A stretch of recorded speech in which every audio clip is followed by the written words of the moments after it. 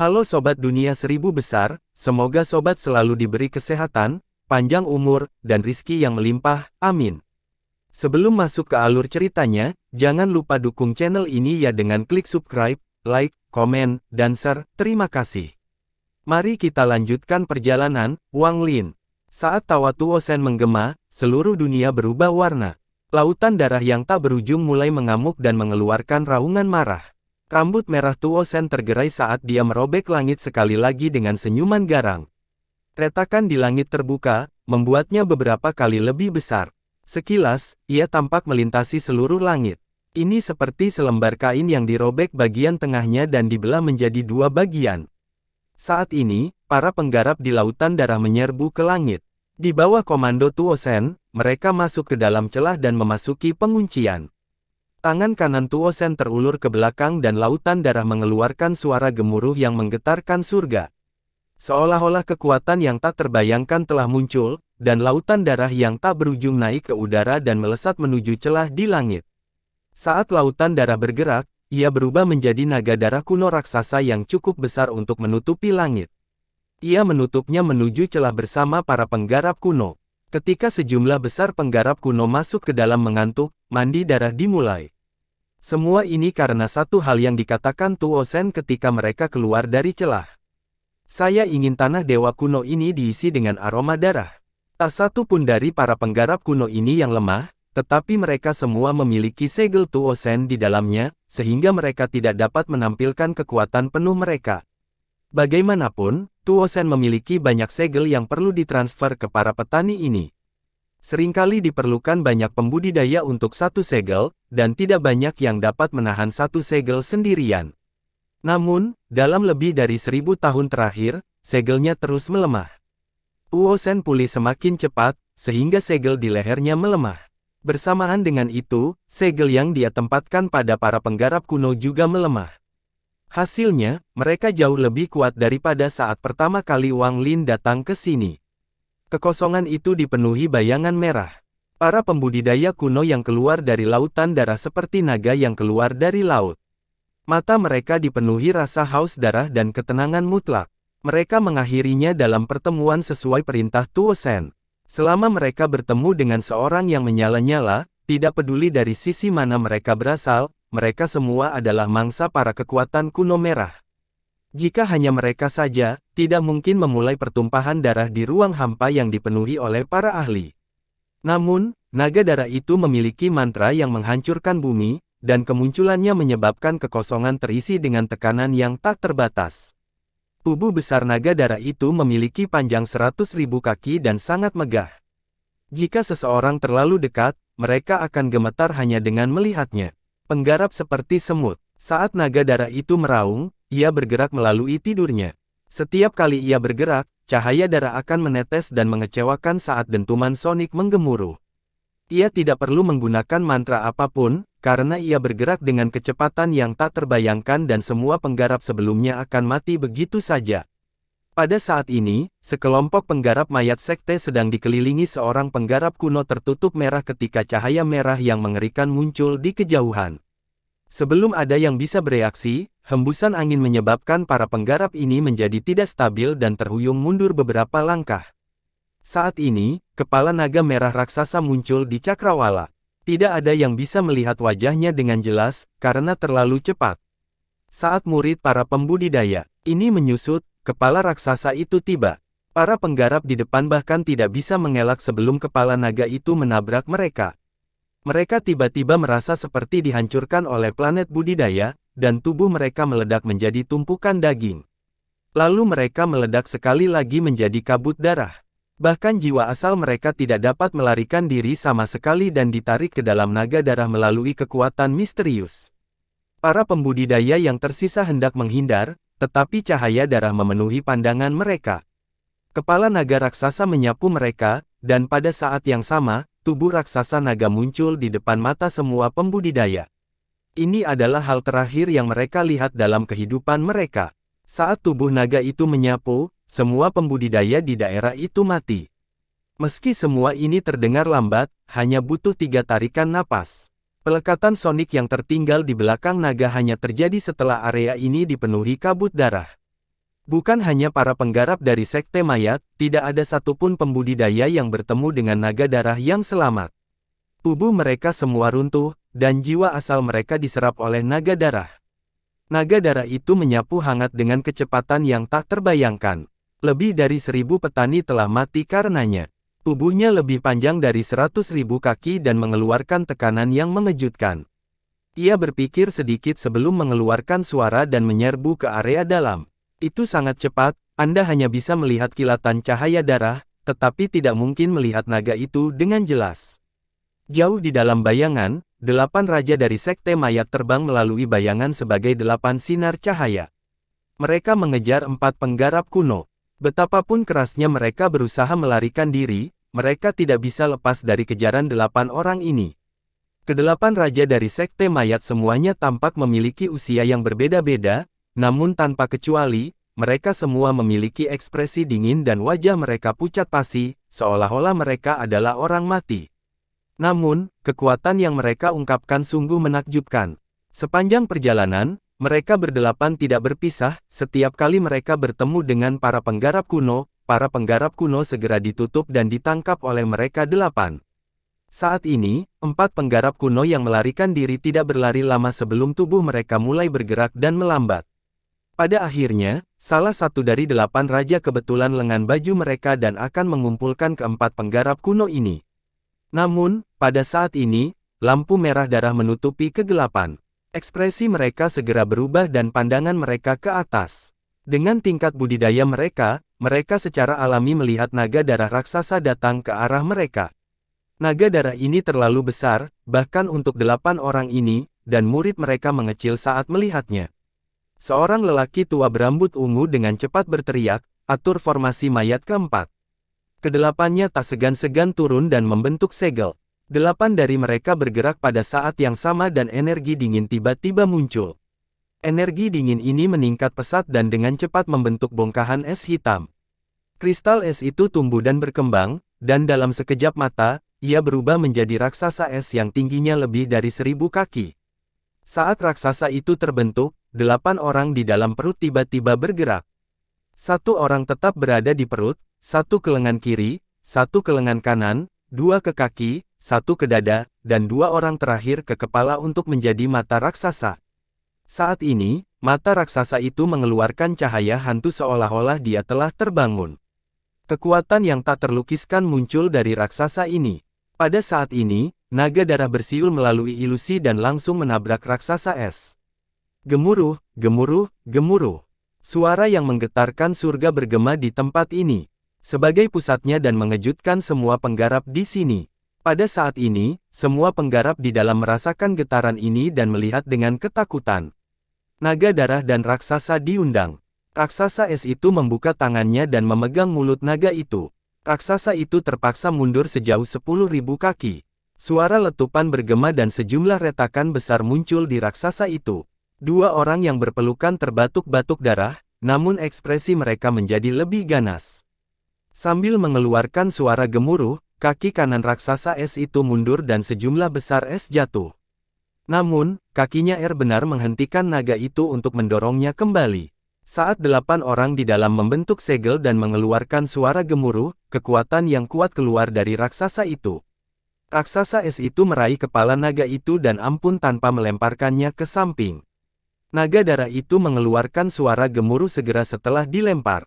Namun, naga itu tidak berhenti, ia menyapukan ekornya langsung ke arah raksasa es itu. Gemuruh menggelegar bergema sekali lagi dan bahkan lebih banyak retakan muncul di raksasa es itu. Naga darah itu mengubah kepalanya. Meski dalam jarak sedekat itu, ia masih mampu mencapai kecepatan yang sama seperti sebelumnya. Ia menyerang dan menabrak raksasa itu. Gemuruh yang menggemparkan surga terus berlanjut dan semakin banyak es yang berjatuhan. Ekspresi 8 orang di dalamnya menjadi lebih suram.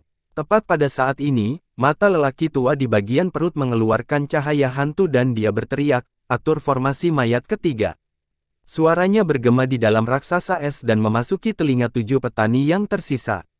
Tepat pada saat ini, naga darah itu menabrak raksasa es itu lagi dan raksasa es itu terbang kembali seperti layang-layang yang talinya putus. Kepala naga itu berantakan, sudah jelas bahwa tabrakan yang terus-menerus ini sulit untuk ditanggungnya. Namun, mata naga ganas itu berwarna merah dan menyerang sekali lagi. Seolah-olah dia tidak akan menyerah sampai raksasa itu runtuh. Raksasa es yang terlempar ke belakang melipat tangannya dan menutupnya di lutut sehingga seluruh tubuhnya seperti bola es dengan cepat menyatu, dan hanya butuh sekejap untuk berubah dari formasi mayat keempat menjadi formasi mayat ketiga.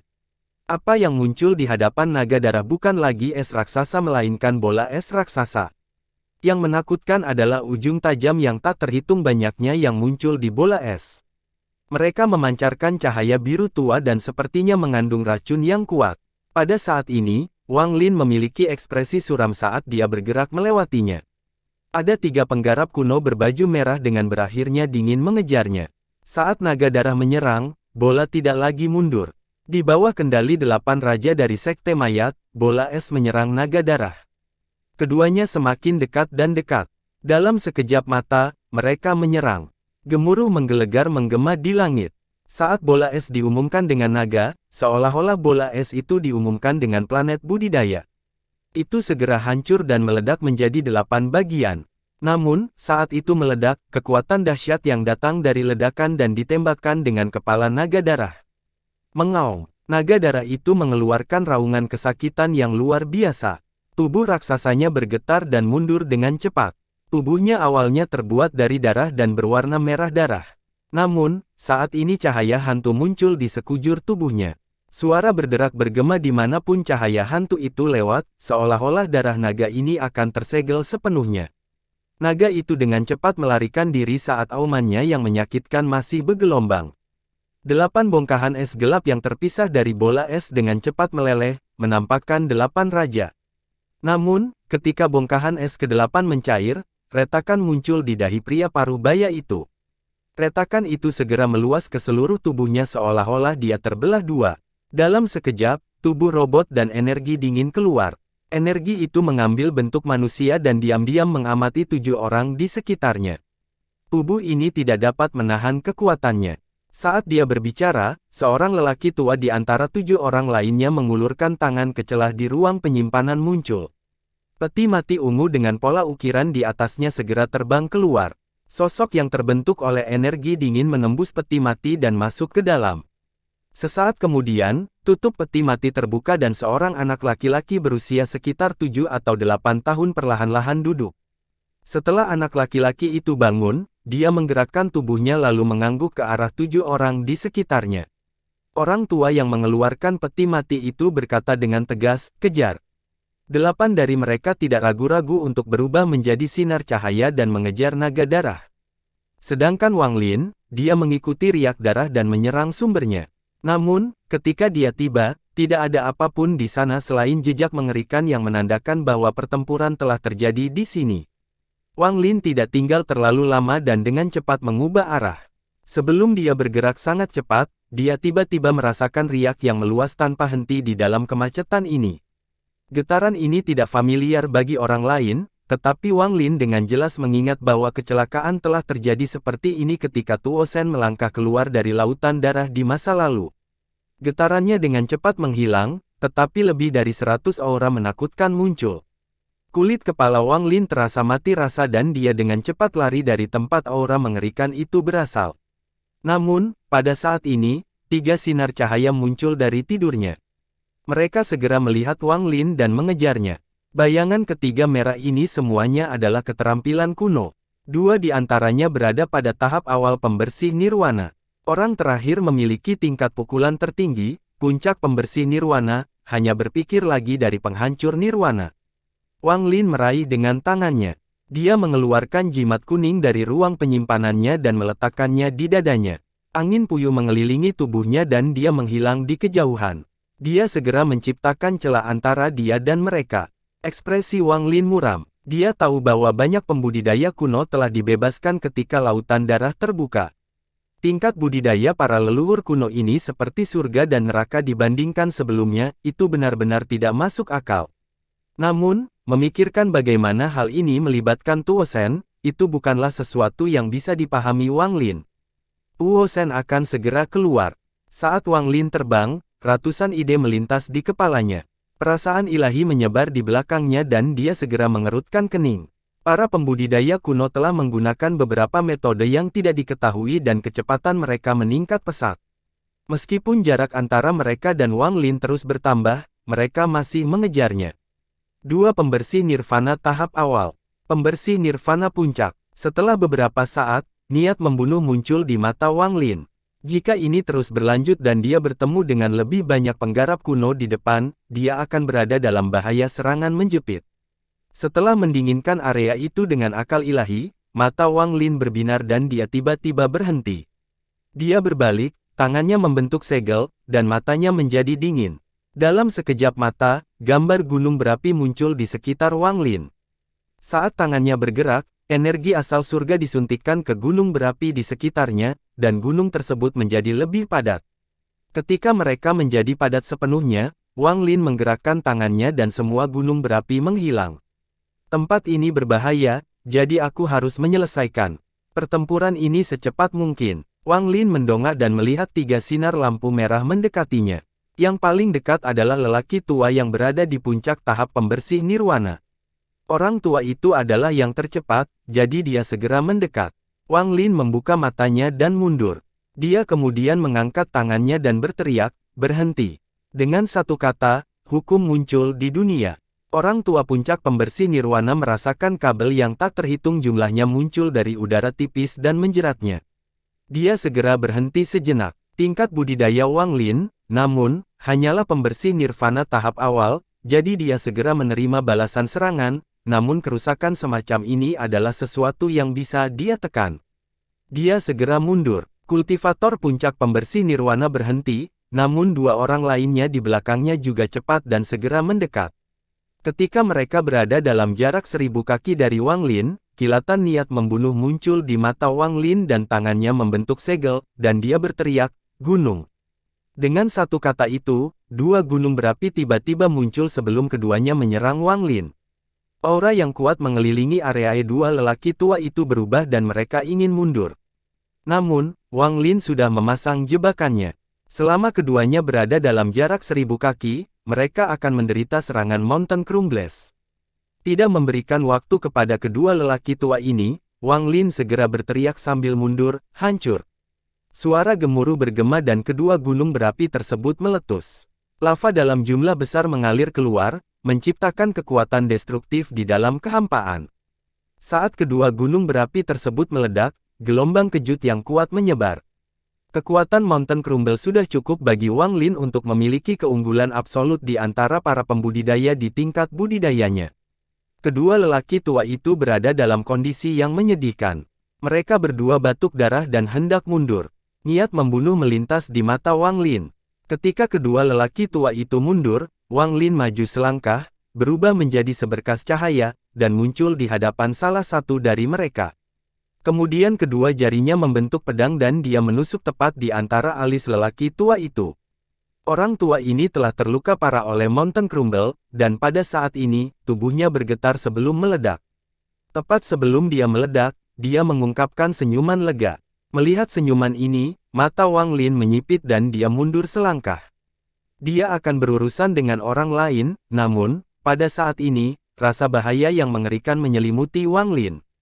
Dia tidak lagi peduli untuk membunuh lelaki tua lainnya dan malah langsung mundur ke samping. Tepat setelah dia bergerak, cahaya darah yang mengerikan memenuhi kekosongan. Itu adalah naga darah yang dilukai oleh 8 Raja Mayat Sekte. Saat ini, sebagian kecilnya sudah membeku dalam es biru, yang merupakan pemandangan yang mengejutkan. Namun, kecepatannya tidak melambat sama sekali.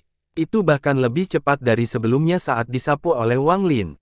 Angin kencang menyebabkan tubuh Wang Lin bergetar dan suara berderak terdengar di sini. Sebuah retakan muncul di dadanya, sebuah luka muncul di avatar batunya.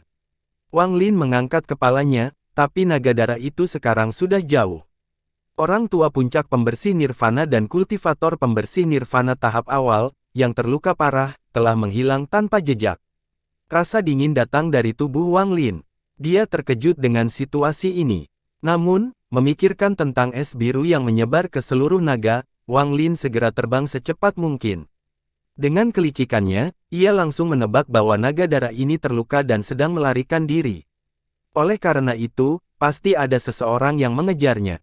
Wang Lin tidak ingin tiba-tiba bertemu dengan seorang kultivator yang bisa mengejar naga darah. Tanpa persiapan, dia tidak mundur lama sebelum 8 sinar cahaya lewat dan mengejar naga darah yang melarikan diri. Salah satu pria parubaya yang tampak arogan memandang Wang Lin dan terkejut. Namun, dia tidak berhenti dan menghilang bersama 7 orang lainnya. Mata Wang Lin berbinar dan tangannya mengulurkan tangan dan mengeluarkan kulit binatang buas itu. Dia mendarat di dadanya dan segera berlari ke depan. Kecepatannya mencapai puncaknya dan dia menyerang lurus ke depan. Dia punya firasat samar bahwa Tuo Shen akan segera muncul. Naga darah itu bergerak cepat dan terus mengaum. Lebih dari sebagian tubuhnya telah membeku di es biru, dan ini membuatnya menjadi ganas. Ia dengan cepat sampai di tengah-tengah secepat mungkin. Setelah tiba di sini, naga darah itu melingkar, dan bernyanyi dalam bahasa kuno keluar dari mulut. Aura kuno muncul dan naga darah tiba-tiba mengeluarkan raungan yang menggetarkan langit. Saat gemuruh itu menggema, kekuatan waktu meledak dari mulut naga darah dan menjamin seluruh kedap. Waktu adalah hukum waktu, dan itu adalah hukum yang dapat dipahami oleh semua makhluk, tetapi mencapai pencerahan di dalamnya sangatlah sulit. Paling-paling, wilayah kekuasaan seseorang hanya berisi sedikit waktu hukum, dan mereka memahaminya melalui wilayah kekuasaannya. Di masa lalu di planet Suzaku, Wang Lin bertemu dengan seseorang dalam waktu domain. Pada saat itu, Wang Lin merasakan kekuatan domain semacam itu. Apalagi Yun Kezi sangat memperhatikan domain ini saat itu. Dapat dikatakan bahwa di seluruh planet Suzaku, hanya orang-orang tersebut yang memiliki domain seperti itu. Saat gumaman naga melonjak darah, kekuatan waktu dari tubuhnya meningkat beberapa kali lipat. Itu jauh lebih kuat daripada sebuah domain dan sudah menjadi hukum. Hukum ini ditetapkan oleh naga darah yang menggunakan mantra ini. Hukum waktu memenuhi seluruh kepuasan. Ada sekelompok tetangga Al-Heaven. Ada perbincangan dari mereka, dan selama mereka tidak bertemu dengan kekuatan kuno yang terlalu kuat, mereka bisa bertahan. Namun, ketika kekuatan waktu melewati mereka, yang terlemah di antara mereka gemetar. Dia tampak seperti berusia 20-an meski mengira itu bukan usia sebenarnya. Tubuhnya mulai bergetar di luar kendalinya seolah-olah ada energi dingin yang muncul di tubuhnya. Kerutan muncul di kulitnya dan segera saling tumpang tindih. Dia merasa sangat lelah dan budidayanya tampak stagnan. Semua ini terjadi dalam sekejap. Pemuda itu hanya sesaat, namun sepertinya ada tangisan yang datang dari jauh. Tangisan itu sepertinya mengandung ketakutan yang luar biasa. Pemuda itu terkejut. Dia ingin menoleh, tetapi dia mendapati tubuhnya terlalu kaku, dan memutar kepalanya saja sudah merepotkan.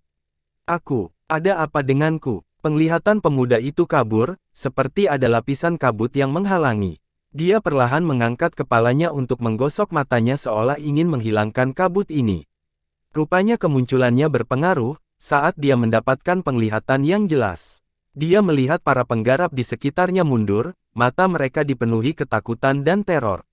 Dia melihat adik perempuan junior yang sudah lama bersamanya juga memasang ekspresi ketakutan. Dia tidak lagi memiliki kelembutan seperti masa lalu. Apa yang terakhir dia lihat adalah tangan mencurigakan, yang dia gunakan untuk menggosok matanya, dan dia terkejut. Itu adalah tangan yang dipenuhi kerutan dan bintik-bintik. Tubuh pemuda itu semakin gemetar saat dia mengangkat tangannya untuk menyentuh wajahnya. Dia membuka mulutnya seolah ingin mengeluarkan suara ketakutan, tapi suara itu terkubur bersamanya tanpa ada kesempatan untuk melihat hari terang. Matanya kehilangan vitalitasnya. Seluruh tubuhnya menua dengan cepat sebelum teman-temannya. Rambutnya rontok, pembusukannya, dan tulang-tulangnya remuk hingga tubuhnya bahkan tak mampu menopang kulitnya. Tubuhnya roboh menjadi tumpukan debu saat dia meninggal karena usia tua. Pemandangan aneh ini menyebabkan para penggarap di sekitarnya menjadi teringat karena ini adalah sesuatu di luar imajinasi mereka. Namun, waktunya sangat kejam, sehingga mereka tidak punya waktu untuk berpikir sebelum seorang wanita di antara mereka juga menunjukkan tanda-tanda penuaan. Tak lama kemudian, penuaan ini tampaknya menular, karena semua petani mulai menunjukkan gejala yang sama. Seolah-olah saat ini, langit telah batal ditempatkan sebagai penggarap, membatalkan haknya untuk hidup ratusan, ribuan, atau bahkan puluhan ribu tahun. Seolah-olah tahun-tahun itu telah menimpa tubuh mereka sekaligus. Selusin cengkeraman ini hanyalah sebagian kecil dari labirin. Pada saat ini, pemandangan yang sama terjadi di sekitar mengantuk. Tidak peduli dari mana asalnya, selama mereka berada dalam penindasan ini, mereka tidak dapat lepas dari hukum waktu. Hanya para penggarap nirvana saterer yang bisa menolaknya. Hanya saja, tidak banyak terima kasih penghancur nirwana. Setiap kali seseorang berpapasan mati dengan hukum waktu, aura tak kasat mata akan meninggalkan tubuh mereka dan masuk ke pusat terpengaruh. Untaian aura bergerak melalui kejutan, dan kecepatannya tidak bisa dibandingkan dengan kecepatan yang kuat. Aura-aura ini sepertinya sudah menjadi bagian dari surga, dan dalam sekejap mata, mereka tiba di sebelah naga darah di tengah tertegun. Semakin banyak pembudidaya yang mati, semakin banyak aura yang memasuki naga darah. Segera, es biru di naga itu mulai runtuh. Seolah-olah kehidupan baru disuntikkan ke dretak. 8 raja dari mayat sekte tidak terpengaruh oleh hukum waktu ini sama sekali. Mereka bergerak semakin dekat ke naga darah. Dari arah sebaliknya, Master Flamespark dengan hormat mengikuti lelaki tua berbaju hitam itu. Meskipun lelaki tua yang mengenakan hitam itu tampak tidak bergerak dengan cepat, setiap langkah yang diambilnya tampak seperti tenggelamnya menyusut. Seolah-olah jarak tak terbatas ini hanya 1 inci panjangnya. Ini bukanlah pembengkokan spasial di mana dia menyatu dengan dunia, melainkan dia mengecilkan ruang. Dia tidak perlu menyatu dengan dunia karena dia adalah dunianya, bahkan seluruh dunia hanya berjarak 1 inci.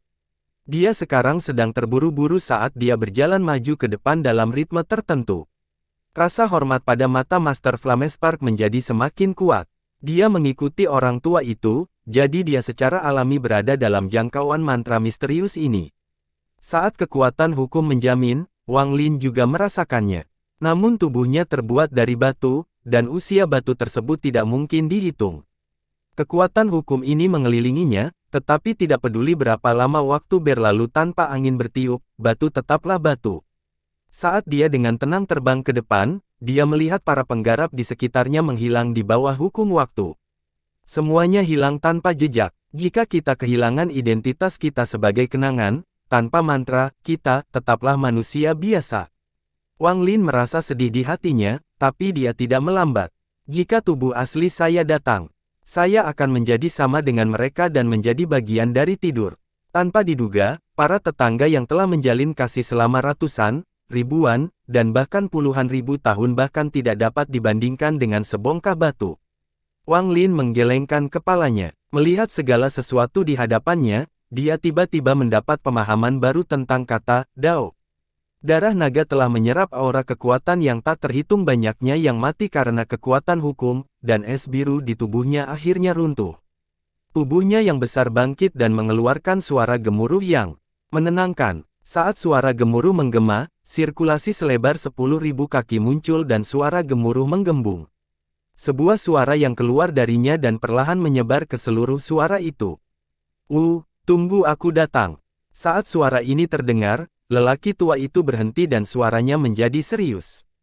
Tuan Flamespark menjawab. Ini untuk kedua kalinya dia mendengar suara ini, tapi kali ini kesombongan yang mengerikan itu bahkan lebih kuat. Kesombongan ini menghina hukum dan meremehkan langit. Namun, Master Flamespark tidak menganggap kata-kata ini sombong. Kekuatan tombak di luar planet Suzaku membuktikan bahwa orang ini lebih dari syarat untuk menjadi sombong ini. 8 raja dari mayat sekte semuanya berhenti ketika mereka melihat pemandangan di daratan dan merenung dalam diam. Namun, tak lama kemudian, berbagai tingkat keserakahan dan cahaya hantu muncul di mata mereka. Wang Lin juga mendengar suara gemuruh ini. Tubuhnya berhenti dan dia melihat ke atas. Matanya menunjukkan tanda menyerah. Tidak peduli seberapa kuat musuh atau sulitnya mengintai, selama Tuo Shen ingin membunuh Wang Lin, dia tidak akan pernah menyerah. Ada banyak orang yang ingin membunuhku, tapi aku masih hidup dengan baik. Wang Lin memutar dan terus bergerak maju.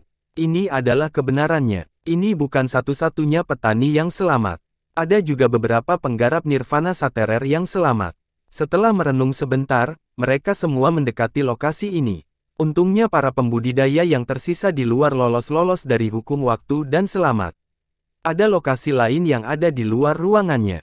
Itu ada di tempat yang bukan milik tanah dewa kuno karena itu adalah tanah dewa kuno. Ini mungkin tampak kontradiktif, tapi itulah kenyataannya. Planet Suzaku hanyalah pintu masuk ke tanah dewa kuno. Ini adalah ruang spasial yang bukan milik ruang ini. Retakan ini sangat besar, cukup besar untuk memuat tubuh raksasa dewa kuno bintang 8. Entah itu mencari atau mencoba, semuanya, pada kenyataannya, berada di dalam tubuh dewa kuno. Sama seperti saat ini, apakah itu Wang Lin, 8 raja dari Sekte Mayat, atau lelaki tua berkulit hitam, mereka semua saat ini berada di peti dewa kuno.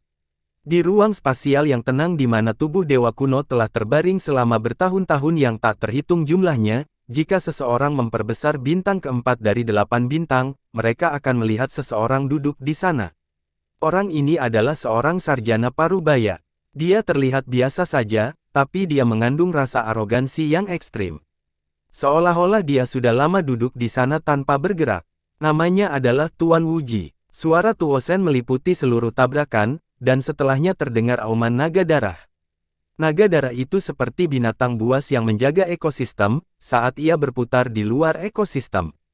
Namun, ini menunjukkan kesombongan Tuosen, jika tidak, dia tidak akan membuat naga darah membuka pusaran menuju lautan darah. Orang tua berkulit hitam tidak menyerang, dia hanya diam-diam memelihara naga darah itu. Tidak ada yang tahu apa yang dia pikirkan. Mata Master Flamespark berbinar, lalu dia maju memilih dan menyerang naga darah itu. Di pertikaian, 8 raja dari mayat sekte bergerak seperti 8 pedang ke arah naga darah. Mata naga darah itu waspada. Formasi aneh yang mereka 8 ciptakan telah membuatnya menderita. Pada saat ini, matanya bersinar dan dia menyerang ke arah 8 raja dari Sekte Mayat sambil sepenuhnya mengabaikan Master Flamespark. Itu sangat cepat sehingga menciptakan bayangan setelahnya. 8 orang dari mayat sekte dengan cepat menyebar dan melingkupi naga darah. Mereka semua membentuk segel dan membombardir naga darah dengan mantra. Setelah Master Flamespark mendekat, dia membuka daratan dan lautan api muncul. Nyala api berubah menjadi naga api yang mulai melawan naga darah.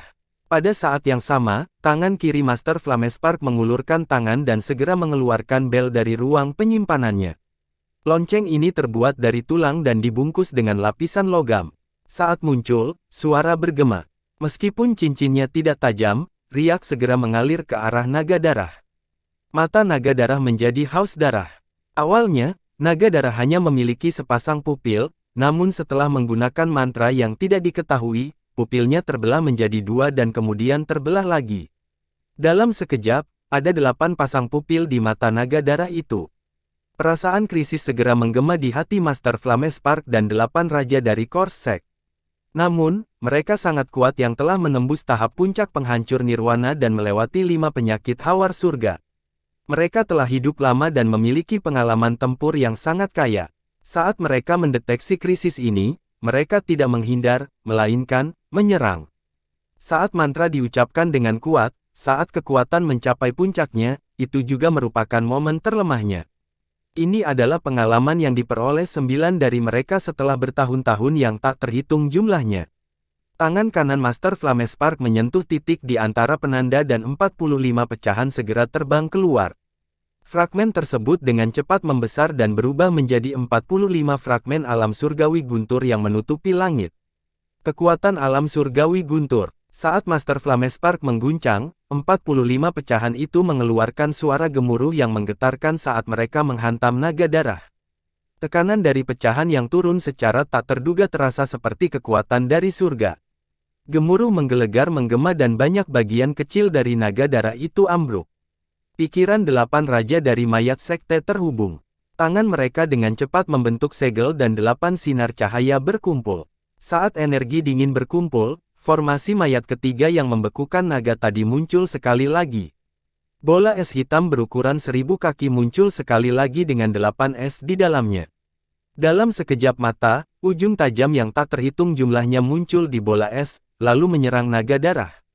Pupil naga darahnya mengecil, lalu tampaklah pupil di antara 8 pupil yang mulai membesar hingga mengambil posisi pupil lainnya.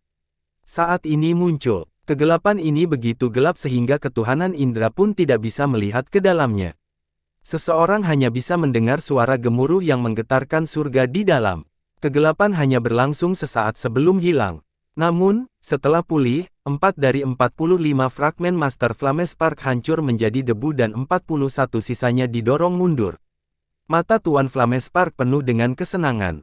Bola es yang dibentuk oleh 8 raja dari Sekte Mayat juga diserang dengan metode yang tidak diketahui dan esnya runtuh. 8 dari mereka semua batuk darah dan syok memenuhi mata mereka. Orang tua yang masih berpikir itu mendongak dan mengerutkan kening, tapi dia terus berpikir. Ada satu hal yang dia tidak mengerti, apa tujuan Guru Wuji?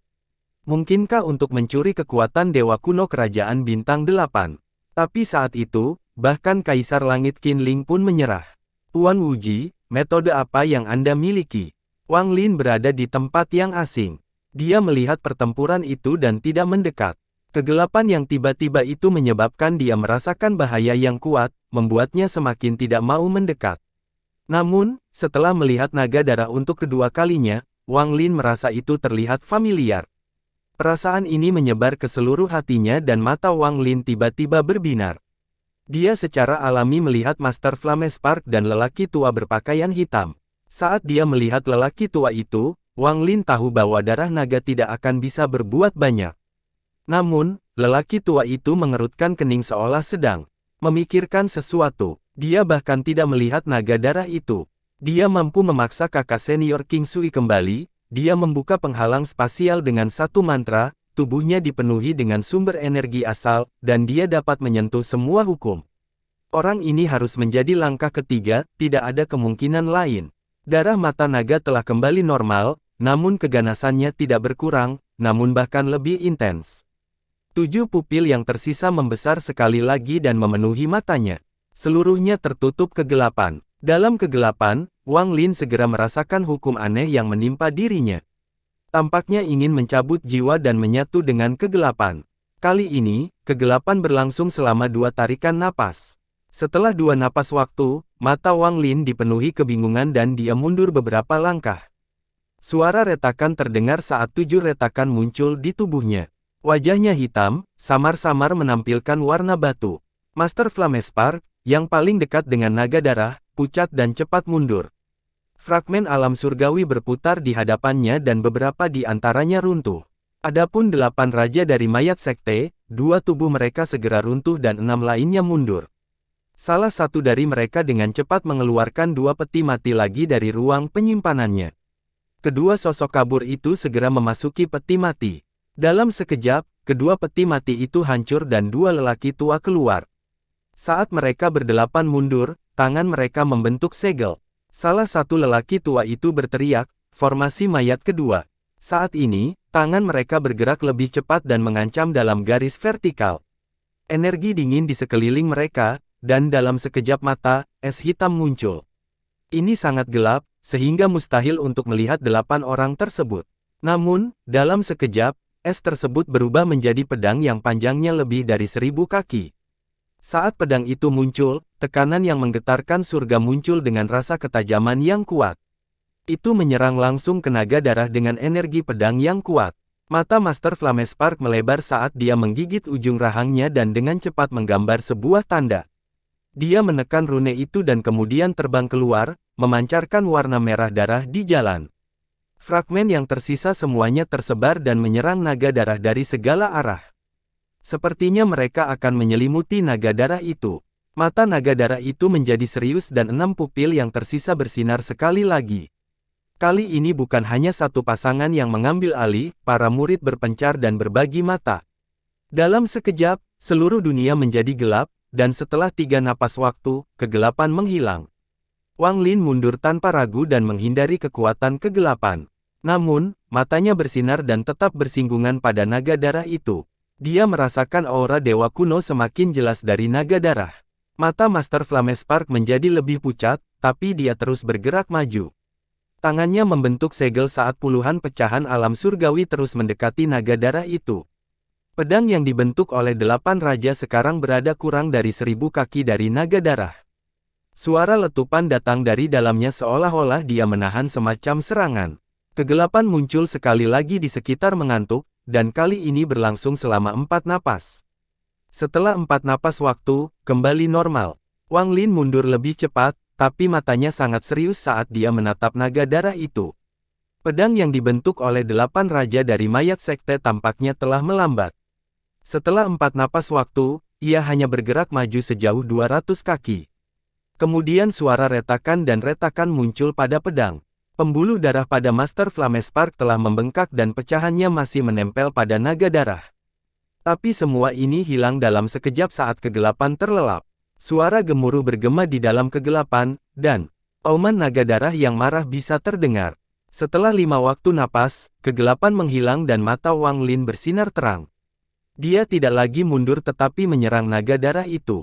Pedang besar yang dibentuk oleh 8 raja dari mayat sekte runtuh dan 8 dari mereka batuk darah saat mereka mundur, keluar dari mulut darah Master Flamespark, dan dia mundur 3 langkah sebelum dia menghentikan gerakannya. Ada luka besar mulai dari kepala naga hingga ke tubuhnya yang panjangnya 10.000 kaki. Dari jauh, luka ini sangat mengejutkan. Tidak ada darah yang keluar dari luka ini, sebaliknya, ada kristal seukuran kepalan tangan yang tampak seperti dagingnya bocor. Naga darah itu meraung dan pupilnya tiba-tiba menyebar sekali lagi. Ketika kegelapan muncul sekali lagi, Wang Lin mempercepat dan dengan putus asa membuka pintu masuk. Suara gemuruh di dalam tubuh dan lengan kirinya meledak menjadi abu.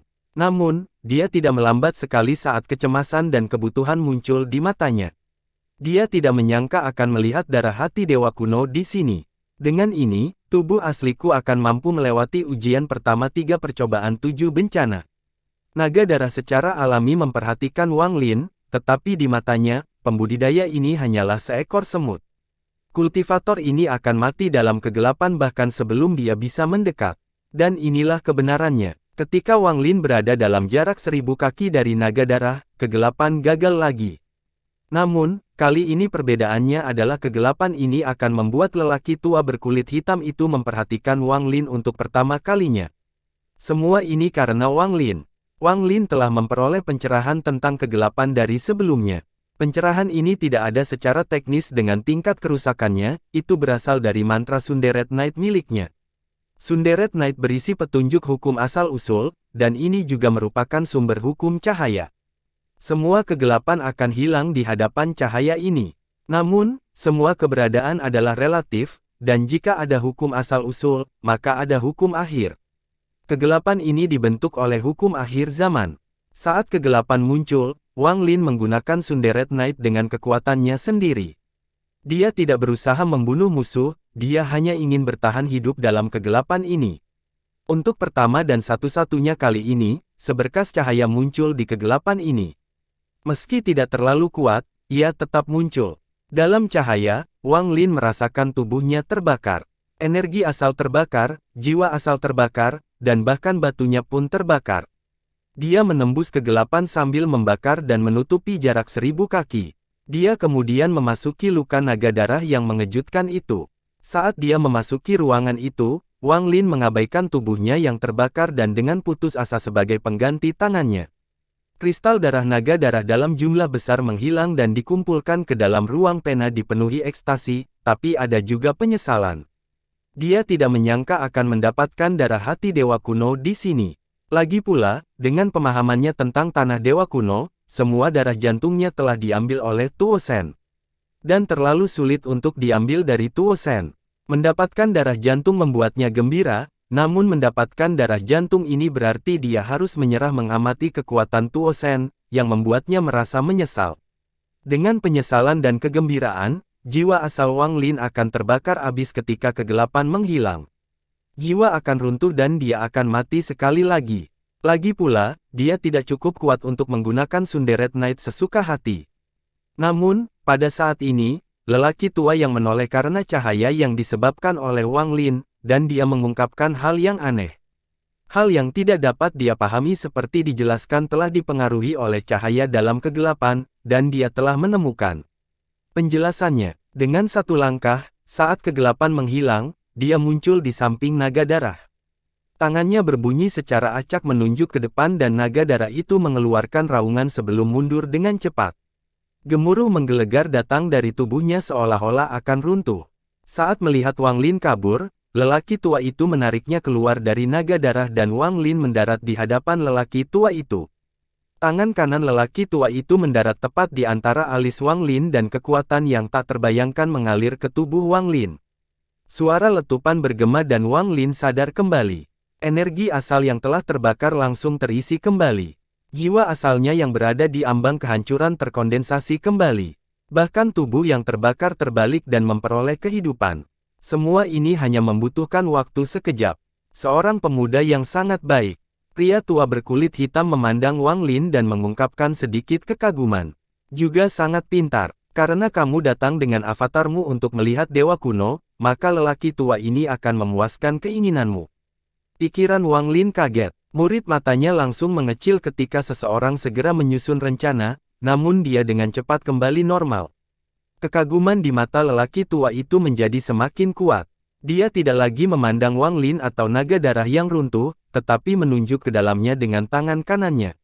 Itu hanya satu jari, tapi di mata Wang Lin, jari itu bisa menembus dunia. Dia teringat kembali di Alheaven bagaimana satu jari dari lelaki tua ini telah menembus penghalang spasial antara Alheaven dan Aliansi. Pusat di langit tiba-tiba berhenti dan tiba-tiba berhenti berputar di depan jari ini. Perlahan-lahan terbuka, menampilkan dunia yang masih merah darah bahkan tanpa lautan darah. Ada gunung berbentuk kerucut di dunia berwarna darah ini, dan ada seseorang yang berdiri di atasnya. Rambut merah orang ini bergerak tanpa angin dan mata merah darah. Mata merahnya dipenuhi dengan niat membunuh dan kesombongan yang tak tergoyahkan. Tidak ada yang akan memperhatikan karena mata itu akan menarik semua perhatian Anda. Tuo Shen, Wang Lin memiliki ekspresi yang rumit. Nasib mereka terjerat. Jika Wang Lin tidak muncul, Tuo Shen akan memperoleh warisan pengetahuan dan melarikan diri sejak lama. Dia akan mampu menguasai bintang-bintang dengan tubuh Tusi. Lagi pula, dia juga Tusi.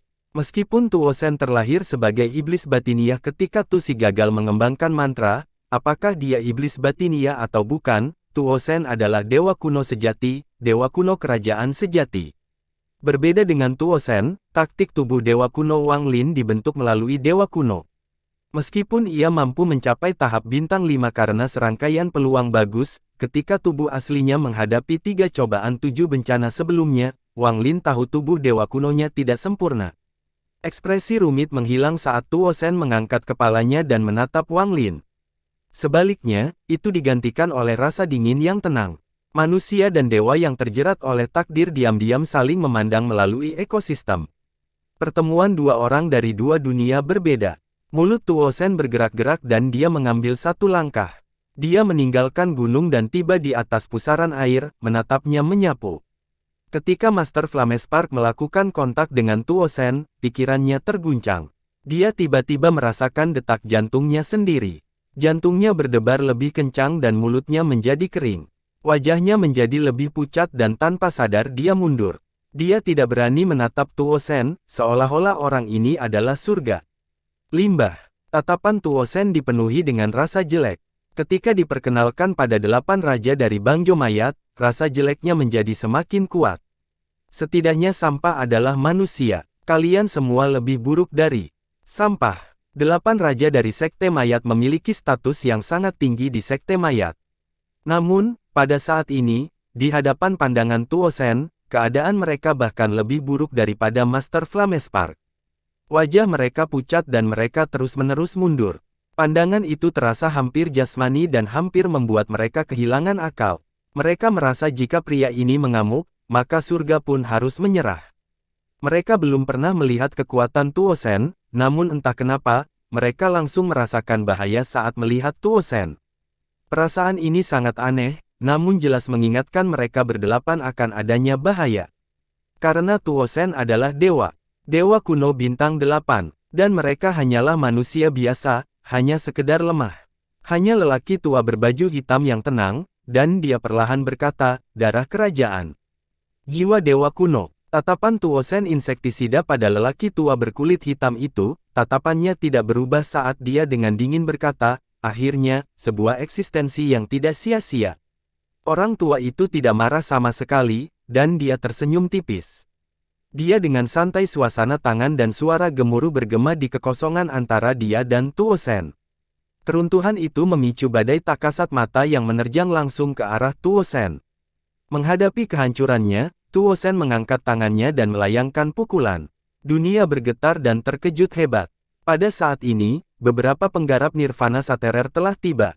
Saat mereka melihat pukulan ini, wajah mereka berubah drastis. Mereka dipenuhi ketakutan dan ketakutan. Wajah Wang Lin pucat. Dia jelas merasakan kekuatan pukulan ini.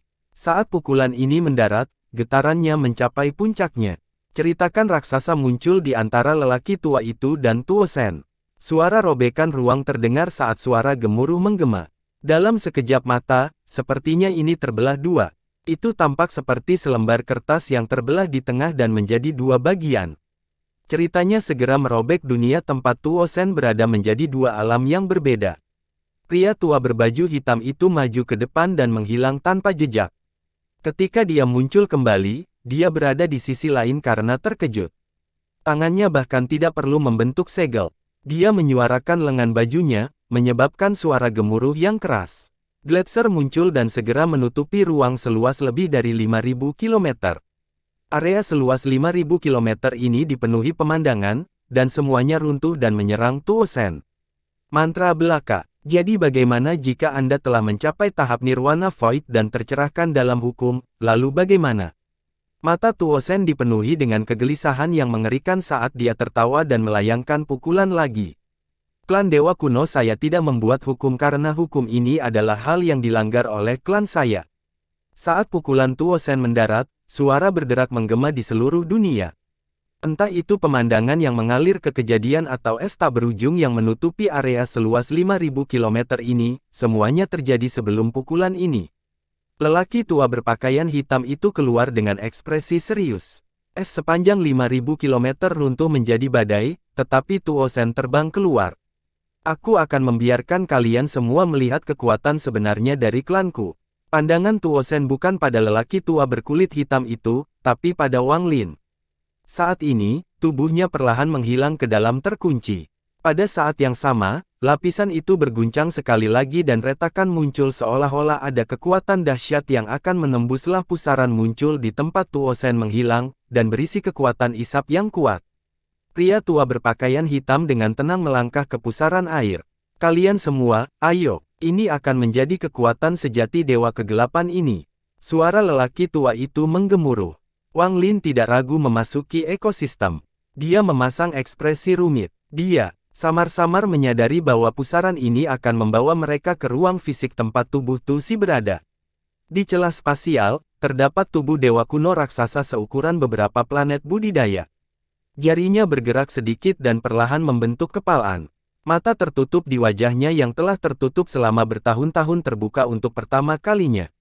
Saat dewa kuno raksasa itu membuka matanya, ruang spasial tempat dia berada bergetar hebat. Seolah-olah aura yang tak terbayangkan tiba-tiba membanjiri celah spasial, menyebabkannya menjadi tidak stabil. Rasanya seperti bisa terkoyak kapan saja. Mata setenang laut mati, menampilkan perjalanan waktu. Kulitnya yang kasar bagaikan bumi di planet yang kering dan terbengkalai. Raksasa itu diam-diam menatap ke dalam kerinduan, dan ekspresi raksasa itu berjangka angsur menjadi ganas. Ada 8 bintang redup di dahi, tapi saat matanya terbuka dan dia terbangun dari panjangnya tidur, cahaya muncul dari bintang dewa kuno pertama. Gemuruh menggelegar di seluruh celah spasial. Suara ini jauh lebih kuat daripada suara guntur, tetapi jika seseorang mendengarkan dengan cermat, mereka akan mendengar bahwa itu adalah suara tulang yang bergesekan. Tubuhnya seukuran beberapa planet budidaya, dan planet budidaya hanya seperti mainan sebelumnya. Dewa kuno itu perlahan bangkit. Jarak yang ditempuh dewa kuno hanya untuk bangun akan membutuhkan waktu beberapa jam bagi seorang yang terampil yang tidak mengetahui pembengkokan spasial. Wang Lin menatap dewa kuno raksasa di hadapannya.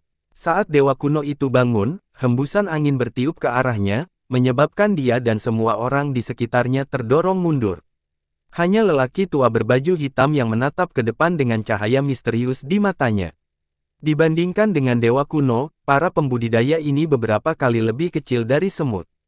Saya dewa kuno Tuo Shen. Sebuah suara yang kuat bergema, dan ruang di sekitarnya mulai retak. 8 raja dari mayat sekte mencetak dan ingin mundur. Namun, jarak apapun yang jarak tempuh mereka tidak ada artinya bagi dewa kuno raksasa itu. Ini adalah dewa. Ekspresi Master Flamespark menjadi lebih pucat saat dia menatap tubuh dewa kuno yang sangat besar itu. Bahkan dengan tingkat pukulannya, dia merasakan ketidakberdayaan. Wang Lin memiliki tingkat budidaya terendah. Meskipun dia tidak mengeluarkan darah, suara berderak lebih banyak terdengar dari tubuhnya. Semakin banyak retakan muncul, dan retakan di dada menembus tubuhnya. Ekspresinya kosong, aslinya terluka, dan tubuhnya menunjukkan tanda-tanda kembali menjadi jiwa batu. Para penggarap Nirvana Saterer juga telah memasuki pusaran air tersebut. Berkat tingkat pemikiran mereka tidak terpengaruh oleh hukum pada saat yang sama, tetapi saat ini pikiran mereka seolah-olah akan runtuh. Suara itu menyebabkan jiwa asal mereka menjadi tidak stabil ketika suara bergema di telinga mereka. Menatap dewa kuno yang duduk menjadi dingin dan bintang kedua menyala. Jika seseorang melihat lebih dekat, mereka akan melihat ada sesuatu yang istimewa di dalam bintang yang menyala. Dia menatap para penggarap yang tergeletak di hadapannya dan mengangkat tangan untuk menamparkan mereka seperti yang dilakukan manusia fana ketika dia mencoba mengusir beberapa lalat. Tangannya seukuran planet budidaya, dan ketika dia menggerakkannya, angin yang diciptakannya mengandung kekuatan yang tidak mungkin dilawan. Tampaknya olah jarak tidak ada artinya bagi dewa kuno. Hanya perlu beberapa saat untuk mengangkat lengan tempatnya dan menyesuaikannya. Namun, bagi semua pihak yang berkuasa, tangan menggantikan segala sesuatu yang mereka lihat. Gemuruh, gemuruh, gemuruh, gemuruh. Bahkan sebelum suara gemuruh yang memekakkan telinga terdengar di telinga orang-orang, tangan itu sudah berada di perkemahan. Tidak mungkin untuk menggambarkan kecepatan lengan. Penggarap Nirvana Saterer di depan tidak dapat melarikan diri sama sekali, jadi dia mengaktifkan kekuatan penuhnya dan lapisan perlindungan muncul di hadapannya. Kemudian, pada saat puluhan ribu lapisan perlindungan muncul, dia mundur. Dia mencoba menerima cedera serius untuk melawan budidaya tangan seukuran planet ini. Lengan itu mendekat dan menyentuh lapisan pelindung di sekitar kendali. Puluhan ribu lapisan perlindungan sama rapuhnya dengan lembaran kertas tipis di depan lengan dewa kuno. Puluhan ribu lapisan perlindungan di sekitar penggarap semuanya runtuh sekaligus.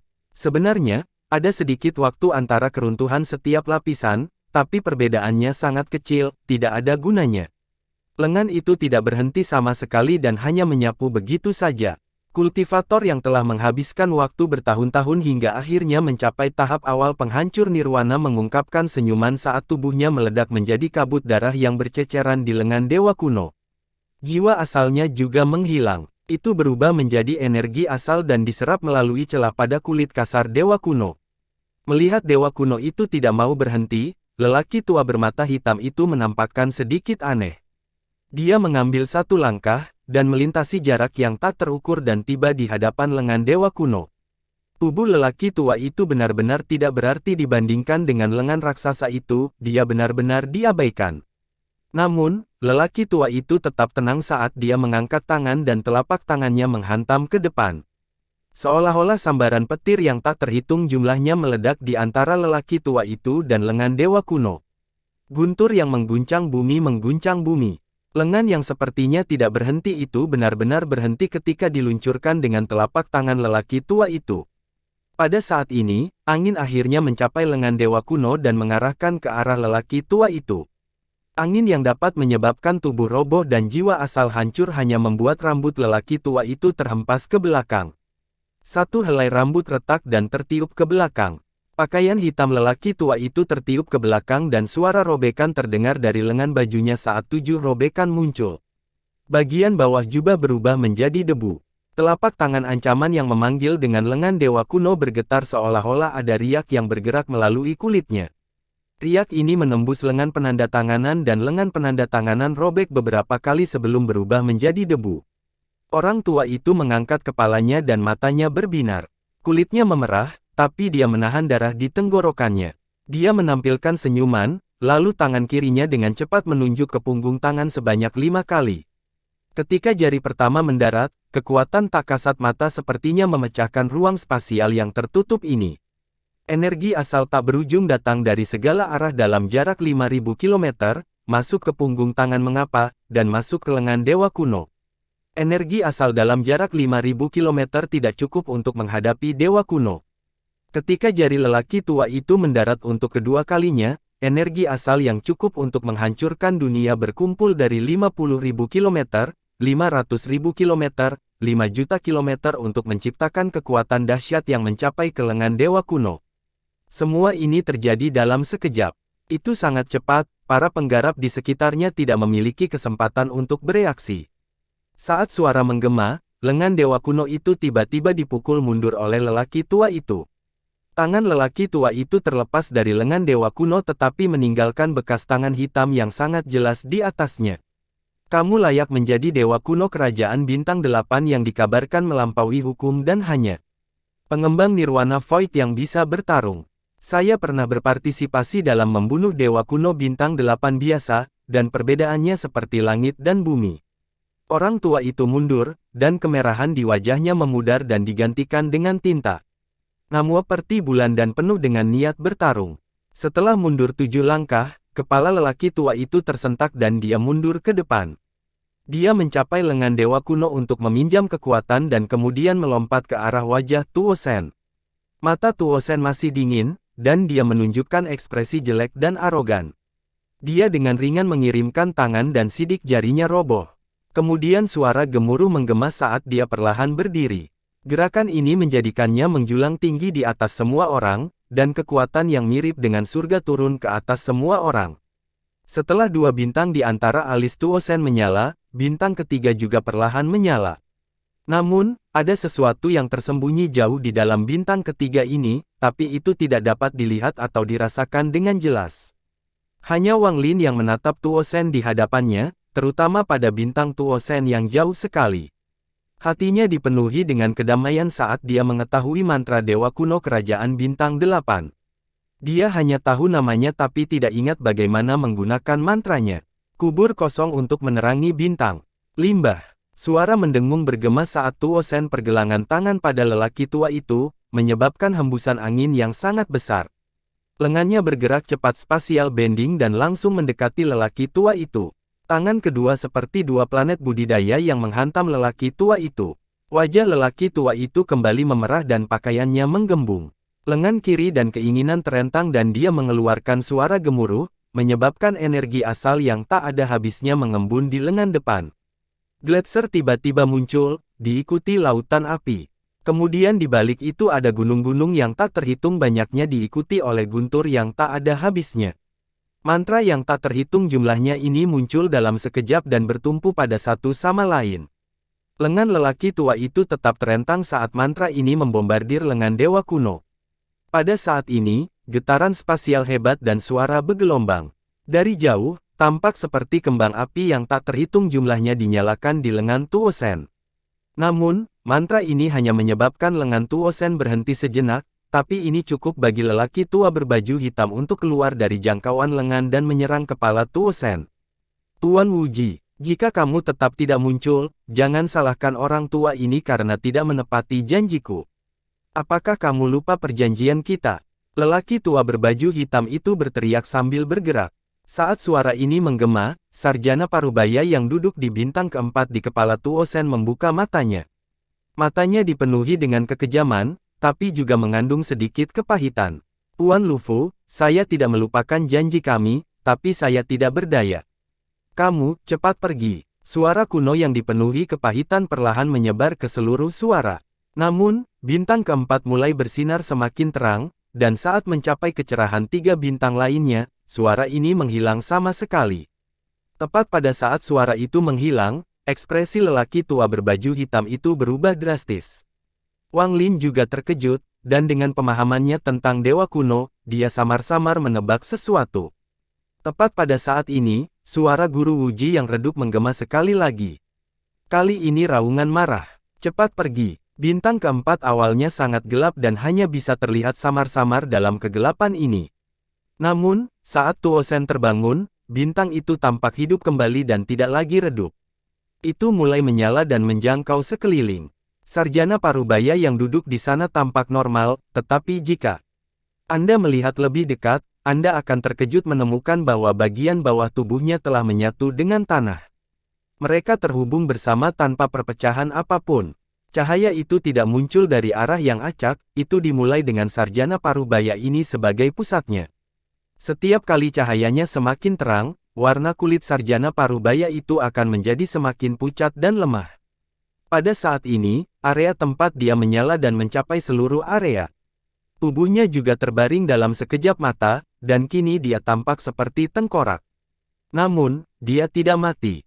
Dia tidak akan mati, dia hanya bisa menghabiskan waktu bertahun-tahun di sini.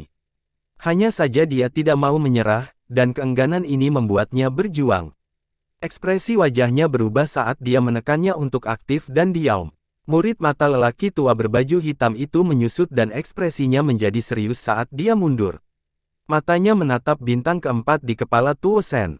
Pada saat itu, dia dengan jelas merasakan suara guru Wuji datang dari sana. Namun, yang aneh adalah ketika kesadaran ilahi lelaki tua berbaju hitam itu lewat, dia tidak menemukan apapun. Memikirkan kata-kata Tuan Wuji, lelaki tua berkulit hitam itu gemetar dan dia mundur tanpa ragu-ragu. Tidak ada di antara kalian yang bisa melarikan diri. Penghinaan dalam dinginnya Tuo Sen menjadi lebih kuat, dan ada sedikit di dalamnya, tatapannya memandang semua orang sebagai semut dan sangat arogan. Kamu adalah bintang dewa kuno kelima saya setelah Tuan Wuji.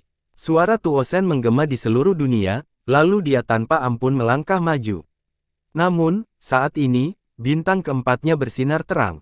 Cahayanya sangat berbeda dari tiga bintang lainnya, dan sepertinya akan runtuh.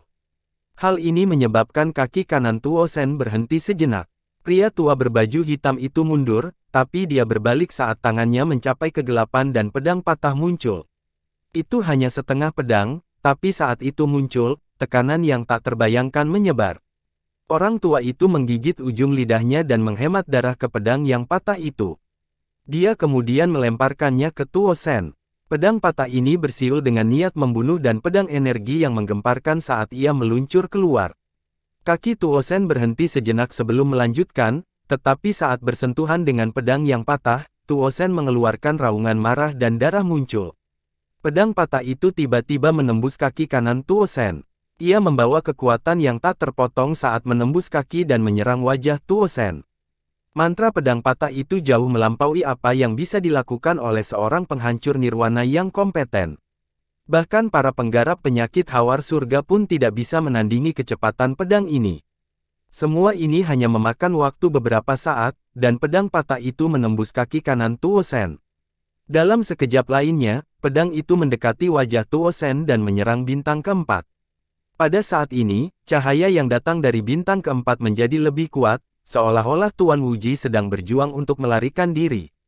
Namun, saat pedang patah itu menghancurkan semua penghalang dan berada dalam jarak 100 kaki dari bintang keempat, bintang ketiga juga bersinar terang.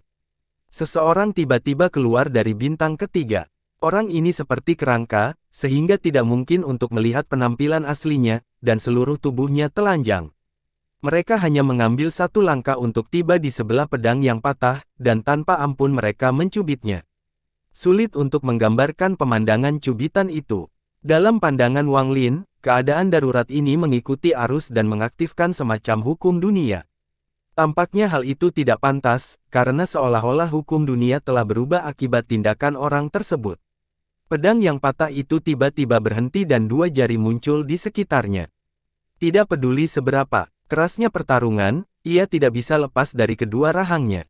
Namun, pemilik kedua jari tersebut, seorang yang mirip kerangka, juga mengalami dampak yang kuat. Suara letupan keluar dari tubuhnya seolah-olah tubuhnya akan roboh. Mata gelapnya bersinar terang dan tanda bulan sabit muncul di antara kelopak mata. Tanda terang muncul di mata semua orang. Dengan suara yang menggema, tangan yang tidak berdaya melemparkan pedang patah itu ke samping, menyebabkan pedang itu terbang ke atas. Setelah melakukan semua ini, dada kerangka itu bergerak naik turun dengan cepat saat dia kembali ke bintang ketiga. Adegan ini menyebabkan wajah Wang Lin menjadi pahit. Pria tua bermata hitam itu berkedip sekali, lalu dia menunjuk ke tangan tanpa ragu dan pedang patah itu menghilang. Dia segera berbalik untuk pergi. Dia san memecahkan celah spasial, dan dia akan pergi. Kamu tidak bisa melarikan diri. Mata Tuo Sen menampilkan cahaya hantu. Bintang kelima benar-benar gelap, Tetapi pada saat ini, ia mulai berputar dengan sendirinya karena suatu mantra yang tidak diketahui. Rotasinya mencapai puncaknya, dan dari kejauhan tampak seperti lubang hitam. Bintang itu terbang dari dahi Tuo Sen dan menuju ke arah lelaki tua berpakaian hitam. Namun, saat bintang itu terbang dari kepala Tuo Sen, bintang keempat bersinar terang dan cahayanya meledak. Ia melilit bintang kelima yang terbang keluar dan menerangi. Tuan Lufu, cepat pergi. Orang tua ini salah, sangat salah. Aku seharusnya tidak mencoba menginginkan kekuatan dewa kuno kerajaan untuk menerobos tahap awal Nirwana Void, dan sekarang aku berakhir seperti ini. Di dalam bintang keempat, Tuan Wuji batuk darah dan tubuhnya gemetar. Dia menggunakan izin dengan dewa kuno untuk menghentikan bintang kelima menyerap Master Lufu. Dia tahu bahwa jika Tuan Lufu dilahap, dia tidak akan pernah memiliki kesempatan untuk melarikan diri seumur hidupnya. Jika dia ingin melarikan diri, maka dia harus menghancurkan segalanya untuk menyelamatkan Tuan Lufu. Hanya dengan begitu dia akan memiliki kesempatan untuk bertahan hidup di masa depan. Pria tua berkulit hitam itu tidak ragu-ragu dan melangkah maju. Riak muncul di hadapannya membentuk cermin. Tepat pada saat ini, mata Tuo Sen menjadi dingin dan dia mengabaikan fakta bahwa pembekuan bintang kelimanya telah dihentikan. Dia mengangkat tangan dan menarik kembali kekosongan. Petir ungu segera muncul membentuk tombak raksasa seukuran beberapa planet budidaya. Tombak pembunuh dewa. Ini adalah harta karun dewa kuno kerajaan yang sebenarnya, tombak pembunuh dewa. Memegang tombak ini, Tuo Sen memasang ekspresi ganas, dan dia tanpa ampun melemparkannya. Tombak pembunuh dewa terbang di udara dengan peluit yang menggemparkan bumi. Itu dipenuhi dengan kekuatan dewa kuno saat menyerang lelaki tua berbaju hitam. Itu terlalu cepat untuk dideteksi oleh mata atau indera ketuhanan. Cerita spasial muncul di sepanjang ruang yang dilaluinya, membentuk jejak kehancuran. Ekspresi lelaki tua berbaju hitam itu muram. Bahkan jika dia bisa masuk ke dalam pusaran, dia masih akan terluka oleh tombak pembunuh dewa.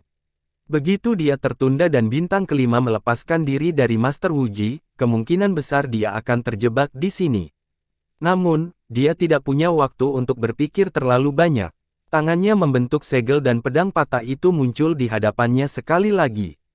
Dia batuk darah dan meremas tangannya, lalu pukulan pendeknya menyerang tombak pembunuh dewa. Wang Lin diam-diam memperhatikan. Dia telah melihat dengan jelas betapa kuatnya Tuo Sen. Meskipun dia memiliki ingatan tentang betapa kuatnya Tusi, melihatnya secara pribadi berbeda dengan ingatannya. Dia menatap tombak pembunuh dewa yang terbang menembus terpesona. Bagi yang lain, tombak ini mungkin tampak seperti kekuatan surga, seolah bisa membunuh semua makhluk, tetapi bagi Wang Lin, itu hanyalah harta karun. Pedang yang patah itu segera dipanggil dengan tombak pembunuh dewa. Ukuran pedang yang patah itu sama sekali tidak bisa dibandingkan dengan tombak pembunuh dewa, tapi auranya hanya sedikit lebih lemah. Meskipun mustahil untuk melihat pedang yang patah itu, terdengar suara gemuruh yang keras dan tombak pembunuh dewa berhenti sejenak. Gemuruh menggelegar menggema saat pedang patah itu didorong ke belakang dan menghilang ke dalam. Tombak pembunuh dewa bergetar, dan suara gemuruh bergema di dalam tombak sebelum menyerang sekali lagi. Aku tidak bisa membiarkan lelaki tua berbaju hitam itu dilahap oleh bintang Tuo Sen. Ini adalah satu-satunya pemikiran di benak Wang Lin. Saat tombak pembunuh dewa berhenti, dia tidak ragu untuk menyerang ke depan. Kecepatannya mencapai batasnya dan dia tiba di hadapan tombak pembunuh dewa raksasa. Tindakannya menyebabkan murid lelaki tua berkulit hitam menyusut, menyebabkan Master Flamespark gemetar, dan menyebabkan 8 raja dari sekte mayat terisi teror. Wang Lin menutup matanya, dan saat tombak pembunuh dewa mendekat, tubuhnya roboh, meninggalkan sebagian jiwa asal. Sebelum dihancurkan, bagian jiwa asalnya membentuk segel dan mengirimkan perintah pada tombak pembunuh dewa. Aku menggunakan kemauanku untuk menghalangi jalanmu. Tombak pembunuh dewa bergetar sesaat, tapi aura kekerasan tiba-tiba keluar. Itu mewakili keinginan Tuo Sen. Ini dimulai dengan jiwa asal Wang Lin yang rapuh dan menyebabkannya runtuh. Aku akan menyimpan bintang dewa kuno pertamamu. Ini adalah hal terakhir yang didengar Wang Lin setelah jiwa asalnya dihancurkan. Hambatan Wang Lin dan jeda itu memberi orang tua itu cukup waktu untuk memasuki lanskap dan menghilang. Master Flamespark dan 8 raja dari mayat paksa semuanya memaksa ke pusaran air dan menghilang. Tombak pembunuh dewa langsung menyala dengan torsi dan kekuatan yang kuat melalui torsi tersebut. Master Flamespark baru saja membiarkan ekosistem dan dipengaruhi oleh kekuatan ini. Dia batuk darah dan langsung terlihat melemah.